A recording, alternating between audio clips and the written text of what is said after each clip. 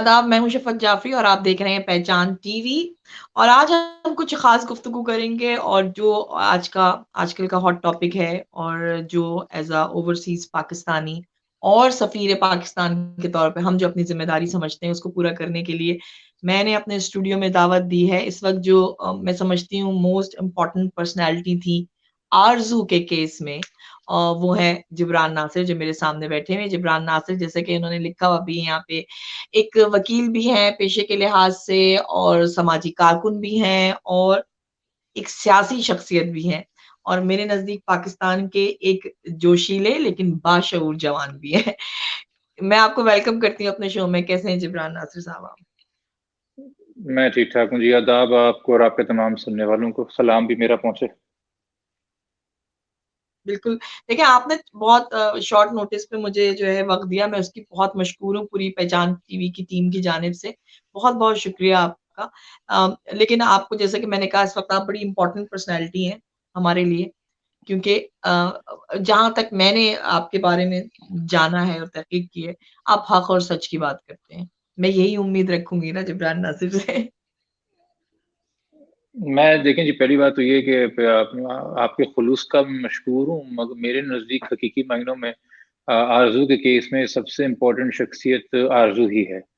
और ये तमाम तर काविशें, हुँ, तमाम तर कोशिशें जो हैं और ये जो तमाम तर लोगों की सिम्पैथीज़ या टेंशन कह लें वो इसलिए है चूँकि लोग उस बच्ची को देखते हुए एक दर्द महसूस कर रहे हैं कि अगर छोटे बच्चों को ज़बरदस्ती या गुमराह हाँ। करके उनके साथ अगर ये फ़ेल किया जाए हुँ, तो यकीनी तौर पे हर एक की औलाद होती है, किसी का छोटा बहन-भाई होता है, हमें एक एहसास होता है। तो कोशिश यही है कि हुँ। उस बच्ची का इंटरेस्ट सेफ़गार्ड हो, वो बगैर किसी हैरेसमेंट, ट्रॉमा, टॉर्चर के मज़ीद जो है, एक मामूल की ज़िंदगी की तरफ दोबारा लौटे। और जहाँ तक हक़ और हाँ। सच की बात है, माशरा इतना पोलराइज़्ड है कि अब ये ज़ाविये पे डिपेंड करता है, हर एक का सच मुख्तलिफ है, हर एक का हक़ मुख्तलिफ है। क्या बात है! बहुत ज़बरदस्त बात की आपने। तो हम अपने ज़ाविये से बात करते हैं, आप अपने ज़ाविये से बात करिएगा। सबसे पहले तो मैं यहाँ पे पहले थोड़ा-सा बैकग्राउंड थोड़ा-सा इसका डिस्कस कर लेंगे। ये जो सारा कुछ हुआ मैंने आज आपका लेटेस्ट इंटरव्यू देखा और उसमें भी जैसे आपने कहा कि हर कोई अब सामने आने की कोशिश कर रहा है, हर कोई अलग मोड़ देने की कोशिश कर रहा है, हर कोई उसका माँ-बाप बनने की कोशिश कर रहा है, जबकि हम बचपन में सुना करते थे अपने बुज़ुर्गों से कि जो माँ से ज़्यादा चाहे वो डायन कहलाए या पापा कुटनी कहलाए वाली बात। तो वो वाला मुझे गुस्सा आपके लहजे में नज़र आया कि असल ज़िम्मेदारी क्या होनी चाहिए थी?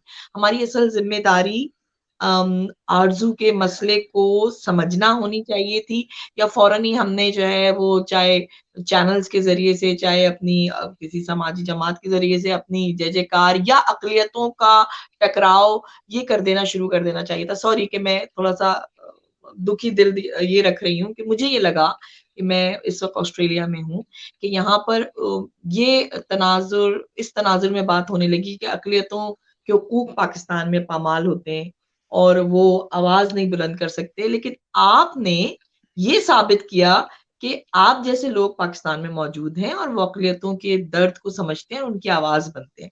तो हमारी ज़िम्मेदारी क्या थी? जी, जिब्रान। देखिए, 2 बातें, पहली तो बात ये है कि मेरी कौम के तमाम बच्चे वो मुसलमान हों या गैर मुसलमान हों, पहले हुँ, रियासत और रियासत में शामिल कानून भी है, अदलिया भी है और हमारी समाजी कदरें भी आप कह लें, अखलाकी कदरों का जो आजकल मेयार है पहले वो हमारी गफ़लत का शिकार होते हैं और फिर वो हमारी मौका हुँ, परस्ती का शिकार होते हैं। या तो हमें उनमें इंटरेस्ट ही नहीं होता या वो हमारे लिए कोई अपॉर्च्युनिटी बन जाते हैं। दोनों तरीकों से हुँ, बच्चों का इंटरेस्ट प्रोटेक्ट नहीं होता, हम अपने-अपने मूड के हिसाब से उसमें इंटरफेयर कर रहे हैं।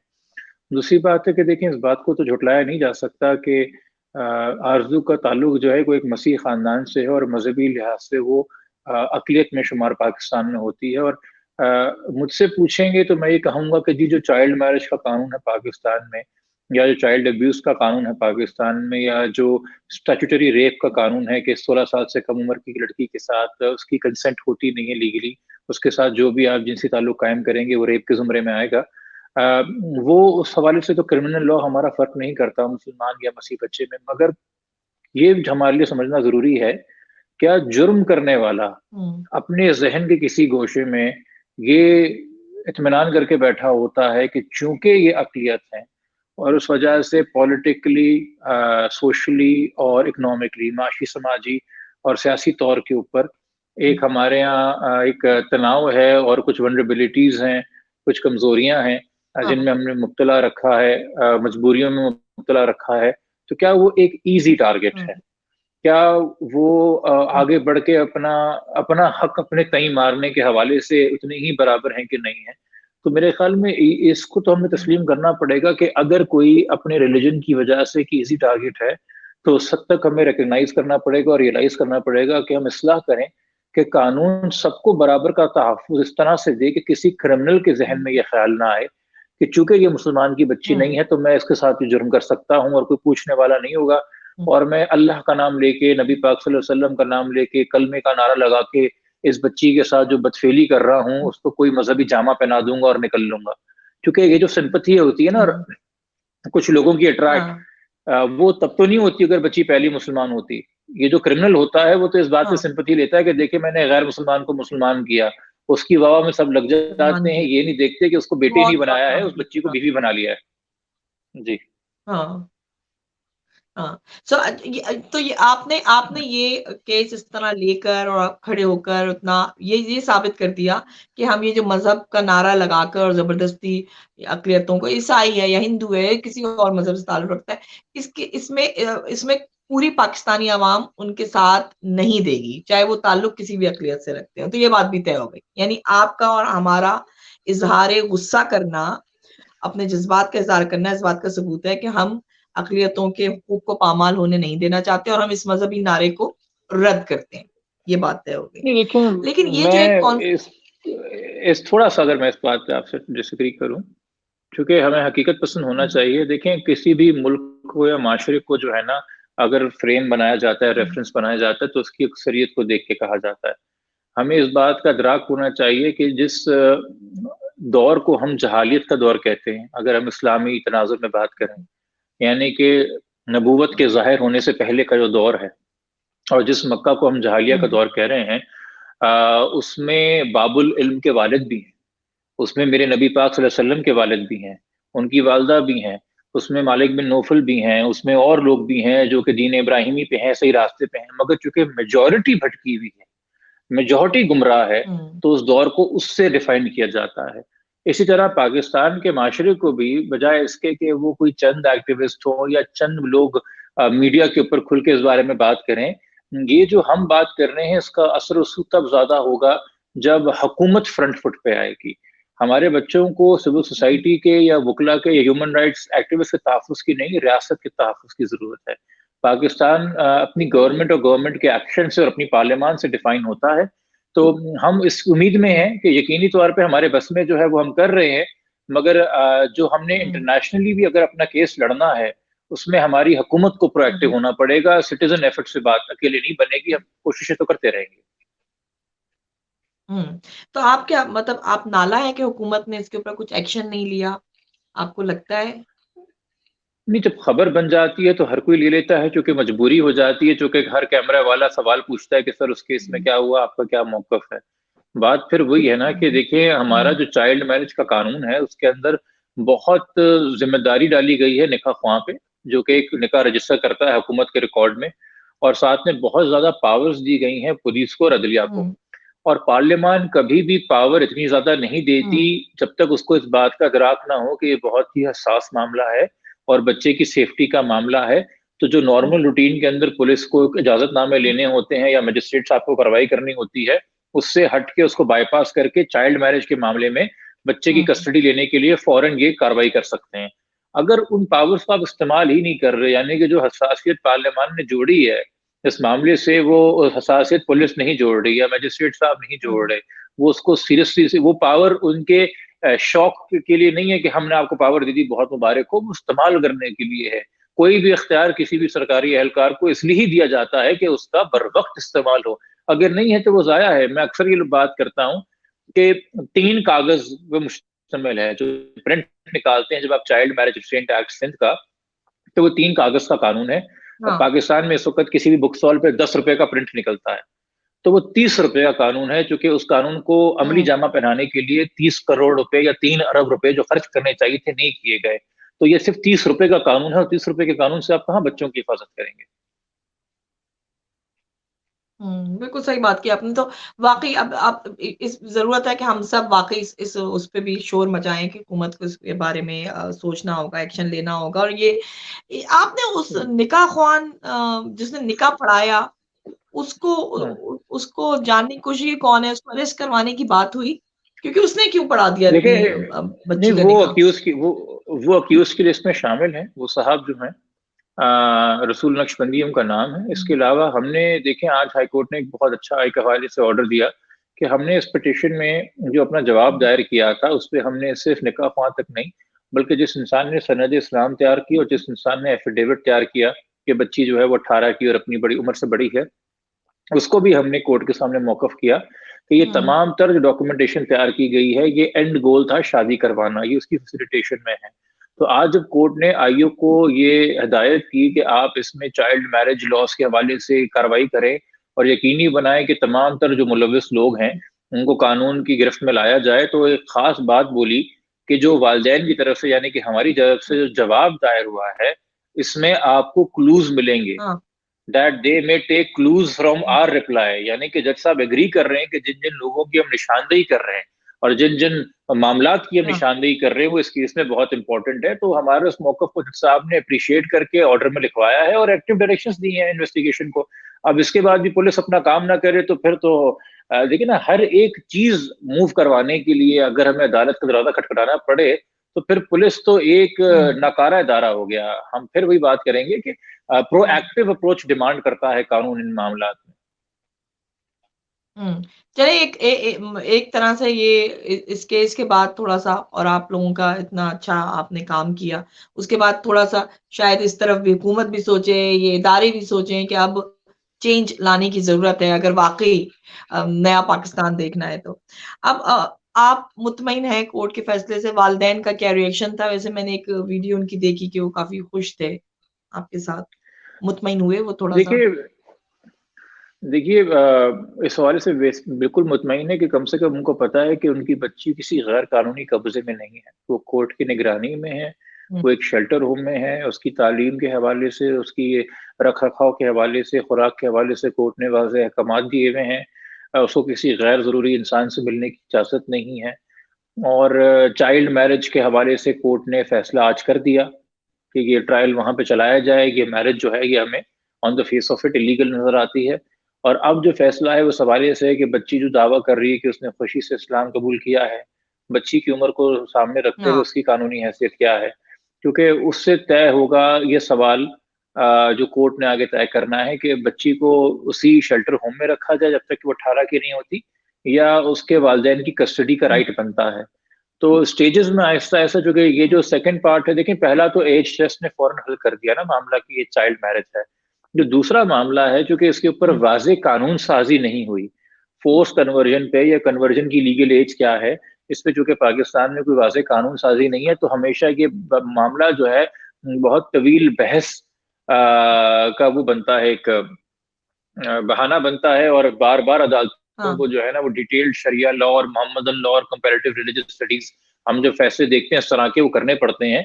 तो वो इसलिए मेरे ख़्याल में कोर्ट हाँ, के भी इल्म में था कि this would require some longer and deeper consideration तो इसलिए कोर्ट ने जो है आज चाइल्ड मैरिज के हवाले से फैसला करके इस मामले को 2 हफ्ते के लिए एडजर्न किया हुँ, और मेरे ख़्याल में एक तरीके से कोर्ट ये भी देख रहा था कि ये बैक टू बैक हियरिंग की वजह से एक हुँ, एक फ्रेंज़ी बनी हुई है, एक मीडिया हाइप बनी हुई है इस केस की और मैं बतौर वकील ये समझता हूँ कि हाँ, किसी केस में एक हद से ज़्यादा जो है ना वो मीडिया हाइप नुकसानदेह हो जाती है। क्योंकि अगर कोर्ट जो है वो एक एक रश का और गहमा-गहमी का माहौल पेश कर रहा हो और वकीलों के खड़े होने की जगह ना हो तो हाँ, अदालत कैसे कंडक्ट करेगी अपने अफेयर्स? तो मेन इंटरेस्ट अदालत का है बच्चे के वेलफेयर को प्रोटेक्ट करना, वो फिलहाल हो रहा है। In the interim shelter home में हम ये तस्व्वुर कर सकते हैं हुँ, कि बच्चे की अबूरी माँ जो है वो अदालत बन गई है। जब तक बच्चा वालिदैन के पास नहीं जाता, अबूरी माँ जो है हुँ। वो अदालत है। हाँ, तो ये जो शेल्टर होम्स होते हैं, वहाँ पे इस तरह उनकी केयर होगी? जैसे हम यहाँ मुल्कों में तरक्की याफ़्ता मुल्क हैं, यहाँ पे तो बड़ा अच्छा सारा इंतज़ाम होता है। आप मुतमईन होते हैं वहाँ पे शेल्टर होम में बच्चे जाएँ अगर? देखिए, सिंध वैसे ज़्यादातर पाकिस्तान में अगर सिंध हुकूमत ख़ास तौर पे एनजीओज़ के सहारे चल रही है।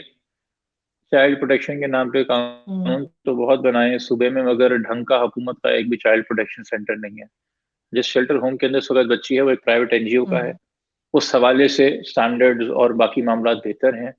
और ये भी हुकूमत के लिए शर्मिंदगी का बायस होना चाहिए कि इस तरह के हम और भी पहले केसेस कर चुके हैं कन्वर्जन के, डोमेस्टिक वायलेंस के, जहाँ हमें रिक्वेस्ट करनी पड़ती है जज साहब से कि खुदा के वास्ते दारुल अमान ना भेजिए, ये प्राइवेट एनजीओ के शेल्टर होम में भेज दीजिए, क्योंकि वहाँ पे तो कोई हाल ही नहीं रहने वाला। जहाँ आप खुद ना रहना चाहें, वहाँ आप किसी के बच्चे को क्यों हाँ। भेजेंगे? हुँ, हुँ। तो अभी मतलब बहुत सारी बेहतरी की अभी गुंजाइश है और बहुत सारी जगहों पे देखना है। मैं तो हैरान हूँ आप लोग किस तरह वहाँ पे काम कर रहे हैं और इंशाल्लाह उम्मीद तो इसी की है। मुझे बताएँ कि ये 2 थोड़ी-सी कन्फ्यूज़न है हमें। आखिर वो बच्ची माँ-बाप के खिलाफ क्यों गई है और वो स्टिल ये क्यों कह रही है? ये जानने की कोशिश की है आपने इमरान के मुझे माँ-बाप के साथ नहीं रहना, मुझे अपने शौहर के साथ रहना है। उसकी क्या वजूहात हैं? अगर हम ऐसे ही जनरल आगे भी खुदा ना करे इस तरह के देखिए, केसेज़ हो जानने की कोशिश करें। मैं इसका आपको मैं आपको इसका बहुत ही आसान से जवाब दे देता हूँ। हमारे यहाँ बच्चे, हुँ, कमसिन बच्चे, 14-15 साल के बच्चे खुदकश बमबार बन जाते हैं। यहाँ तो बच्चा सिर्फ़ इतनी-सी बात कह रहा है कि मुझे हाँ, अम्मी-अब्बू के साथ नहीं जाना। आप किसी का ब्रेन वॉश करें, किसी के ऊपर हावी होना चाहें, उसे अपने बस में करना चाहें, वो एक कमसिन हुँ, दमाग हो, तो वो खुदकश जैकेट पहन के फट भी जाता है, किसी बाज़ार में, किसी मस्जिद में, इमाम बारगाह में, अस्पताल में, या तो फिर एक छोटी-सी बच्ची है। हुँ, और अब बच्चों का क्या है, बच्चे अक्सर पार्क में भी लड़ते हैं, जब झूलों की राइड्स का टाइम खत्म हो जाता है कि अम्मी घर नहीं जाना, तो इसका ये मतलब थोड़ी कि बच्चे को शेल्टर हुँ, होम भेज देंगे। तो बच्चे की इज़्ज़त उसको हुँ, बच्चे की ही इज़्ज़त लेनी चाहिए, जब तक कोई ऐसा एलिगेशन हुँ, ना हो कि वालिदैन बच्चे पे तशद्दुद कर रहे हैं या उन्होंने किया है। ऐसा कोई भी एलिगेशन या खतरा हुँ, अभी तक बच्ची ने कोर्ट के सामने नहीं रखा। यानी कि ये सिर्फ़ एक दिल हुँ, मेरा कहाँ जा रहा है जानने का वो बात हो रही है। अगर बच्ची को वालिदैन से खतरा हो तो मैं वकील के होने के साथ-साथ एक इंसान होते हुए भी अपने आप को शायद इस केस से जुदा कर दूँ और वालिदैन का वकील ना रहूँ, क्योंकि फिर मैं बच्ची के इंटरेस्ट के लिए सारे काम हम कर रहे हैं। तो चूँकि ऐसी कोई बात बच्ची हाँ, की तरफ से भी नहीं आई ना, रिकॉर्ड का हिस्सा है, तो ये तो हम हर चीज़ का कानूनी जवाब होता है ना, हर ख़्वाहिश का एक कानूनी जवाब होता है। मैंने हुँ, फायरिंग करनी है तो ठीक है, आप फायरिंग रेंज पे जाइए, उसका कानूनी जवाब है। आप सड़क पे अपनी छत पे खड़े होके फायरिंग नहीं कर सकते। तो हर चीज़ को करने का नहीं कर कानून के सकते। अंदर एक जी। तरीका वाज़ेह किया हुआ है। हुँ, सो अब अगर बच्ची को माँ-बाप जो आपने कहा अगर उसमें मैं सोचूँ, भेज दिया, फिर वो घर से भाग जाए, फिर वो कहे कि मैंने नहीं रहना, फिर वो कोई और चोर रास्ता अख्तियार करे, तो ये तो खतरनाक सूरत-ए-हाल हो जाएगी ना, माँ-बाप के लिए भी परेशानी का बाइस होगा फिर तो। देखिए 22 करोड़ का मुल्क है, हर केस चूँकि मीडिया की सुर्ख़ी नहीं बनता, इसका ये मतलब नहीं कि बाकी घरों में मसले-मसाइल नहीं हैं। वालदैन में और बच्चों के सही अंदर बात है। नाराज़गियाँ भी होती हैं, बच्चे घर छोड़ के भी चले जाते हैं, not everything is a question of society. यहाँ जो क्राइम हुआ है, वो सिर्फ़ बच्चे और वालिदैन की नाराज़गी का नहीं है, वहाँ पे है कि किसी का आपने मज़हब तब्दील करा के, हुँ, उससे कम-सिन उम्र में शादी करके, उससे जिनसी रिश्ता कायम किया है, 3 अलग-अलग नौइयत के जुर्म हुए हैं।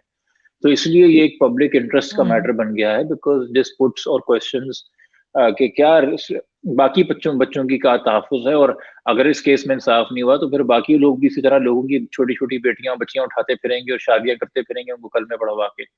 हम ये तो बिल्कुल, पैगाम नहीं दे बिल्कुल, सकते सिलसिला माशरे को। चलता रहेगा। जी। तो एग्ज़ैक्टली। हुँ, बाकी अगर कोई ऑनगोइंग फर्दर किसी के घरेलू मामलात हैं, कोई चीज़ें हैं, तो उसको उस हवाले से देखेंगे। हर ज़िंदगी के सारे मसले तो अदालत नहीं बैठ के आपको फ़ौरन हल कर सकती है, एड्रेस कर सकती है। वो तो जब मसला रेज़ होगा हाँ, तभी उससे बात हो सकती है। अदालतें बहुत मसरूफ़ हैं। तो हम इस सिलसिले को कैसे रोक सकते हैं जो ज़बरदस्ती मज़हब तब्दील कराया जाता है या ज़बरदस्ती नहीं तो वर्ग़ला के या लालच देके, इसके ऊपर क्या करना चाहिए? मान आप क्या हम एडवाइस इस पे करेंगे? इस पे कानून साज़ी की ज़रूरत है, और बाद में ज़हन साज़ी की भी ज़रूरत है। इस माशरे की अखलाकी, समाजी कदरों को और मज़हब की भी अंडरस्टैंडिंग को बेहतर होने की ज़रूरत है। हमने अपनी ख़्वाहिश को सवाब बनाया हुआ है।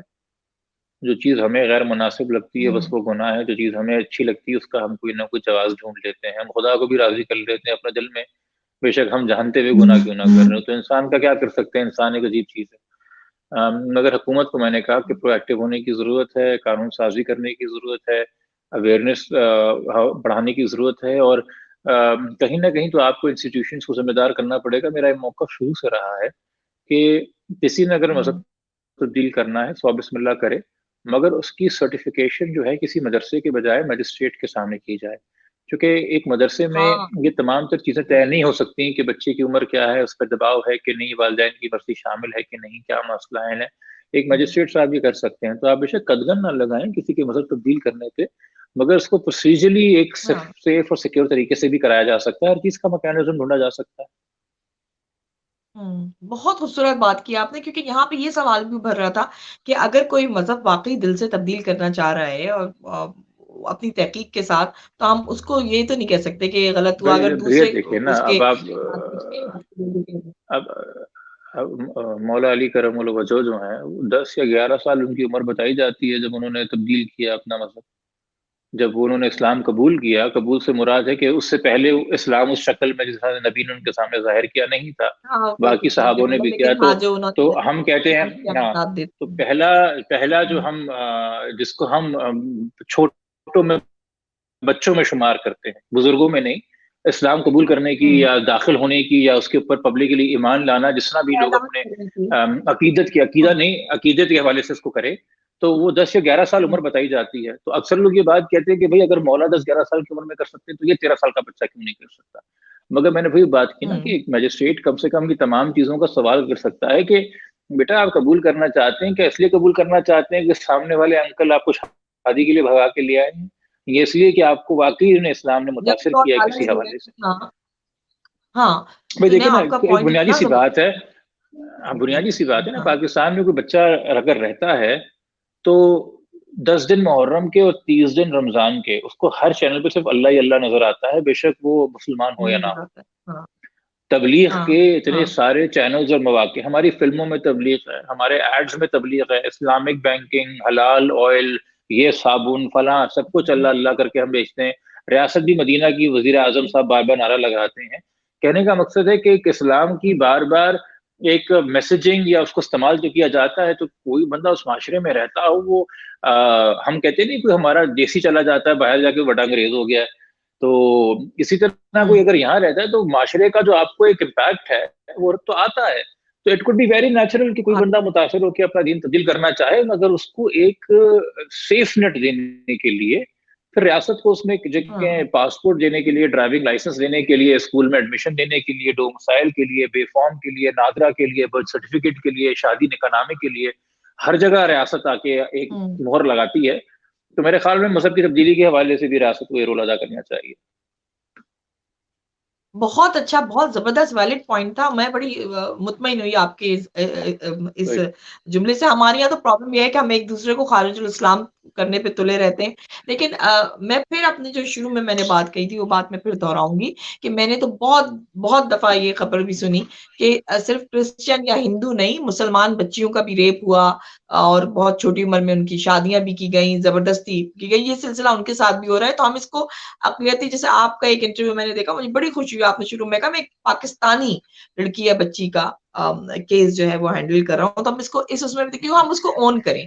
वो चाहे क्रिश्चियन है, चाहे हिंदू है या मुस्लिम है, वो एक पाकिस्तानी बच्ची है, लड़की है, उसके साथ ज़्यादती होगी, तो हम सब मिलकर इसके लिए आवाज़ उठाएँगे। मुझे फ़ख्र है आप जैसे लोगों पर और आप बहुत अच्छा काम कर रहे हैं। हमारी बहुत सारी जो है दुआएँ आपके साथ हैं। आखिर में जो ओवरसीज़ पाकिस्तानी हैं जो मुख्तलिफ मुल्कों में बैठे, उनके लिए क्या पैगाम होगा इस केस के हवाले से कि उनकी ज़िम्मेदारी क्या है? उनको क्या क्या करना चाहिए? अगर आपके कोई जानने वाले रिश्तेदार पाकिस्तान में हैं, तो उनको एनकरेज करें कि अपने बच्चों से दोस्तियाँ बेहतर करें, रिश्ता बेहतर करें और बच्चों को हुँ, माहौल दें कि वो आपसे अपनी सारी जायज़, नाजायज़ ख़्वाहिशात का कम से कम इज़हार कर सकें। पाबंद नहीं है वालिदैन के बच्चों बिल्कुल की सही। नाजायज़ ख़्वाहिशात पूरी की जाए, नाजायज़ ख़्वाहिशात हर्जात तो खुदा भी पूरी नहीं करता। जायज़ हर्जात की दुआ की जाती है। हुँ, तो मगर ये रिश्ता हुँ, कायम होना चाहिए और जहाँ उनके वो वालिदैन हैं और जहाँ तक अपने बच्चों के ताल्लुक चूँकि वो पाकिस्तान से बाहर मुकीम है, तो अपने बच्चों को जिन मुल्कों में रहते हैं, वहाँ पे रोल मॉडल्स बनाइए। ऑस्ट्रेलिया को ज़रूरत है अच्छे पाकिस्तानी ऑस्ट्रेलियंस की, इंग्लैंड को ज़रूरत है अच्छे ब्रिटिश पाकिस्तानीज़ की, अमेरिका को ज़रूरत है, और सिर्फ ज़रूरत डॉक्टरी या लॉयर की हद तक नहीं है, पब्लिक सर्विस में, ब्यूरोक्रेसी में, पॉलिटिक्स में ज़रूरत है, क्योंकि ये वो लोग होते हैं जो माशरे में रोल मॉडल्स होते हैं। और जब तक हमारे टेररिज्म की खबरों का कोई सस्पेक्ट ही निकलता रहेगा, कोई कराची का या लाहौर का पैदाइशी, तब तक बात नहीं बनेगी। जब वो देखेगा कि मेरे शहर का मेयर, मेरे सूबे का गवर्नर, मेरे मुल्क का वज़ीर-ए-आज़म जो है, वो पाकिस्तानी निजात है और वो एक प्रोग्रेसिव है, वो एक अपने मज़हब के साथ-साथ जो है बाकी मज़हब का भी एहतराम करता है, तो हम अमली तौर पे मतलब कि अगर हम अपने आप को पाकिस्तानी कहते हैं, तो फिर हम बेस्ट एम्बेसडर बने उन मुल्कों में, जो आपने कहा सफ़ीर वतन शुरू में। अपने आप को मुसलमान कहते हैं, तो उसके भी बेहतरीन सफ़ीर बने। और सफ़ीर जो होता है ना, वो डिप्लोमैटिक नॉर्म्स, आपने एक टर्म सुना होगा, बड़ा अपने आप को पाबंद रखता है कायदे और कवायद के, क्योंकि उसे पता है कि वो रिप्रेज़ेंट कर रहा है। तो अगर किसी को ये एहसास है, तो ये बड़ी ज़िम्मेदारी है, ये फॉर ग्रांटेड नहीं है। अगर आप अपने आप को सफ़ीर कह रहे हैं, तो फिर आप मॉडल बिहेवियर के हवाले से जो हैं, एक अच्छे इंसान बन के उन माशरों में जिनमें भी आप रहते हैं, अपने मुल्क का नाम रोशन करें by being a model citizen over there. अब चलते-चलते मेरे ज़हन में एक और बात आ गई है। आपने बड़ी अच्छी बात की कि जो गैप आ जाता है माँ-बाप और बच्चों के दरमियान, वहाँ से फिर बहुत सारे मैं समझती हूँ कि गैप आने की वज़ह से भी शायद और शायद मीडिया का भी ऐसा किरदार है, चकाचौंध वाली ज़िंदगी दिखा दी है और ग्लैमरस लाइफ़ और बच्चे शायद हम भी मतलब मेरे भी बच्चे छोटे हैं और फिर वो डिमांड्स जो हैं उनकी बढ़ जाती हैं और वालिदैन नहीं पूरी कर पाते, तो फिर दूसरे लोग बरगरा कर ले जाते हैं। दूसरा जो अहम पॉइंट है, मैं चाहती हूँ आप अपनी राय दें कि इसके ऊपर काफ़ी दफ़ा बहस हुई है कि जो सेक्सुअल अब्यूज़ होता है या बच्चों के साथ जो इस तरह क्या आप अब नहीं ज़रूरत है कि आपकी एजुकेशन डिपार्टमेंट्स को ये सारा सेक्सुअल अब्यूज़ के बारे में पढ़ाना शुरू कर देना चाहिए, बच्चों को अवेयरनेस दे देनी चाहिए, वरना वो इस तरह जो है ये हादसात होते रहेंगे। अभी भी मुझे लगता है कि इतनी ज़्यादा अवेयरनेस पाकिस्तानी बच्चों में नहीं है, जितना कि यहाँ बाहर ममालिक में होता है। जी, जिब्रान। देखिए जी, होने को तो बहुत कुछ होना चाहिए, मगर इसमें भी 2 चीज़ों के पहलू हैं। एक तो यकीनी तौर पे हमारा माशरा इस तरह का है कि ना हम वो नज़र रखते हैं और कहीं न कहीं जुर्म करने वालों को एहसास होता है कि वो जुर्म करके निकल जाएगा। क्योंकि अगर वो बच्चे को डराएगा तो बच्चा डर जाएगा, वो अपने वालिदैन को नहीं बताएगा, और अगर वालिदैन को भी पता चलेगा तो वो इज़्ज़त-ज़हारत के नाम पे चुप हो जाएँगे और बच्चे को चुप होने को कहेंगे। या लोग इतने गाफ़िल हो जाते हैं कि हमने अगर उसको किसी हॉस्टल में छोड़ दिया या मदरसे में छोड़ दिया है, या खुद बच्चे पैदा करके जो है अपने घर के स्टाफ में या अपने रिश्तेदारों के यहाँ छोड़ देते हैं। कुछ की मजबूरियाँ होती हैं, आजकल महँगाई इतनी है, मियाँ-बीवी जब तक दोनों मिलके काम ना करें, वो भी 1 से डेढ़ नौकरी ना करें, घर नहीं चलता। हलाल कमाना बड़ा मुश्किल है पाकिस्तान में गुज़ारा करने के लिए। उस हवाले से जो ये महँगाई इतनी हो चुकी है। मगर अगेन ये हमें एक एटमॉस्फेयर यकीनी तौर पे पैदा करना चाहिए, इसमें पब्लिक अवेयरनेस का, एंटरटेनमेंट मीडिया, इलेक्ट्रॉनिक मीडिया का, सिनेमा का, कवानीन का, एजुकेशन का, और जो-जो हमारे पास पब्लिक फोरम हैं इंटरैक्शन के लिए, वो चर्च हैं, वो मसाजिद हैं, वो मंदिर हैं। बच्चे सबके साँझे हैं, उनके तहफ़्फ़ुज़ के लिए सारे फोरम्स को यकजा होके काम करना चाहिए, मज़हब से बालातर होके, सियासी तफ़रीक से, लसानी तफ़रीक से हट के। चूँकि बच्चा तो हर लिहाज़ से मासूम है, उसके हिफाज़त हर लिहाज़ से होनी चाहिए। मगर उसके साथ-साथ हमें इस चीज़ पे भी नज़र रखनी चाहिए कि फ़ॉर्च्यूनेटली, अनफ़ॉर्च्यूनेटली मैं कोई सोशल एंथ्रोपोलॉजिस्ट तो नहीं हूँ, सिर्फ़ अपनी नाक़िस राय का इसमें मैं बयान कर सकता हूँ। हो सकता है मेरा इसमें तज्ज़िया जो है वो गलत हो। हमारे यहाँ एक मीडिया की जानिब से एक सेक्सुअलाइज़ेशन भी अमल में आई है, जिससे मुझे कभी-कभी लगता है कि बच्चे में सेक्सुअल अवेयरनेस तो बहुत बाद में आती है, मगर सेक्सुअल अवेकनिंग बहुत पहले आ जाती है। मैं आपको इस तरह से एक एग्ज़ाम्पल दूँगा कि हम बचपन में भी अपने वालिदैन के साथ बॉलीवुड की फ़िल्में देखते थे, और आज हम बॉलीवुड की फ़िल्में देखते हैं तो वो अगर कोई ऐसा सीन है जिसको चेंज कर दिया जाता था बचपन में या फॉरवर्ड कर दिया जाता था, अब तो आधी मूवी हुई होती है। इंटरनेट की वजह से बहुत सारी चीज़ें ईज़ी एक्सेस में चली गई हैं। कहने का वही मकसद है कि किसी भी चीज़ का एक्सपोज़र हो जाना मगर उस चीज़ का प्रॉपर अदराक ना होना, उसके नुकसानात का ना पता होना। आप 12 साल के, 13 साल के हुँ, बच्चे को भी सिगरेट का आदी बना सकते हैं। इसी तरीके से आप हुँ, 12-13 साल के बच्चे को भी सेड्यूस कर सकते हैं, सेक्सुअलाइज़ कर सकते हैं और उसको ये एहसास दिला सकते हुँ, हैं कि वो जो जिनसी ताल्लुक कायम कर रहा है, वो अब्यूज़ नहीं है, ये बड़ा प्लेज़रेबल एक्सपीरियंस है। तो इसीलिए हुँ, ये मैंने बताया कि एक अवेकनिंग और अवेयरनेस हो सकता है, मेरी इस्तिलाह भी गलत हो चूँकि मैं एकेडमिक नहीं हूँ उस फ़ील्ड के लिहाज़ से, बट जो मेरा कहने का बुनियादी मकसद है हुँ, कि एक एक्सपोज़र बहुत जल्दी मिल रहा है बच्चों को, मगर एनलाइटमेंट उस हवाले से नहीं है। हाँ, और उस वजह से बिल्कुल भी सही बच्चे जो कहा। कि ऑलरेडी इस तरह ऑनलाइन ये चीज़ें देखने के बाद अपने इर्द-गिर्द एतराफ़ में एक्सपेरिमेंट करने के लिए या उस चीज़ की क्यूरियोसिटी की वजह से अगर कोई ऐसी चीज़ ढूँढ रहे होते हैं, तो वो फिर मज़ीद वल्नरेबल और ईज़ी प्रे बन जाते हैं उन लोगों के लिए जो शिकार उनका करना चाहते हैं। तो हुँ, ये तो फिर बहुत बाद में एहसास होता है ना किसी को कि जो मेरे साथ हो रहा था मैं पूरी तरीके से नहीं चाहता था कि ऐसा कोई अमल मेरे हुँ, पास हो और बाद में नदामत हो, मैं बच्चा कोई डिप्रेशन में जाए या किसी क्राइसिस का शिकार हो जाए पर्सनैलिटी। हुँ, तो इन तमाम चीज़ों को हमें देख के चलना होगा और खुल के कम से कम कुछ नहीं, हम एक-दूसरे से डिसएग्री भी करें कि what is the way going forward. कम से कम हम खुल के बात कर हुँ। सकें कि हमें क्या-क्या लगता है, क्या-क्या खदशात हैं और हमें क्या-क्या लगता है, क्या-क्या वे फॉरवर्ड हो सकता है। हुँ, हुँ। Thank you so much Jibran आपने टाइम दिया।